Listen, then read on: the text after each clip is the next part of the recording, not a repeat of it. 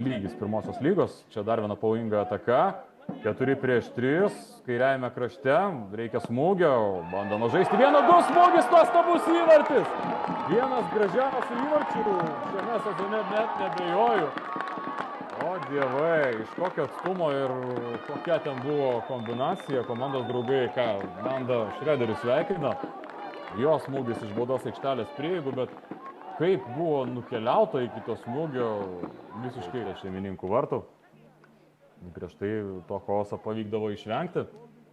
Dabar kairiojų kraštu. Kasdienimų perdavimas į baudos aikštelę. Yra galimybė smūgiuoti ir rikošim. Kaip saugiklė, čia 1-2. Dar kartą, dvi tokias senelės sužaidžia ir vėl viskas baigėsi smūgiu iš tos 14 pačios. Rengia labai pavojingą situaciją, štai ir dabar 2 prieš 2 dešiniajame krašte, puikiai sužaista, gera kombinacija, perdavimas į baudos aikštelę, reikia smūgio ir čia pasiseka. Žunioras. Ieško žvilgsnių, kurgi yra komandos draugai ir kuria zona bus pakeltas kamuolys.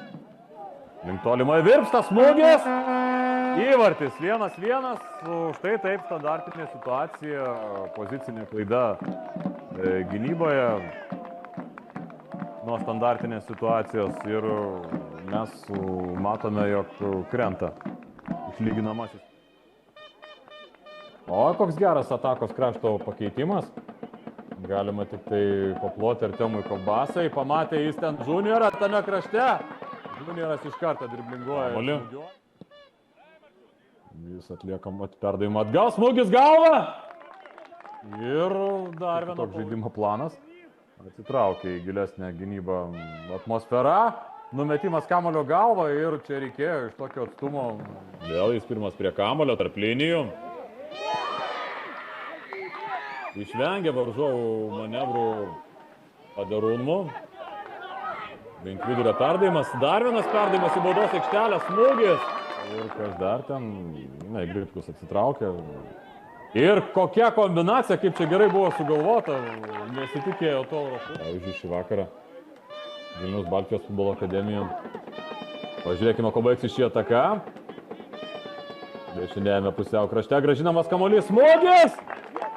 Ir čia geriausia proga per visą. Viskas skelbė rungtynių arbitras Mantas Pameckis apie šių rungtynių pabaigą. 1-1, abu įvarčiai krito pirmajame kėlinyje.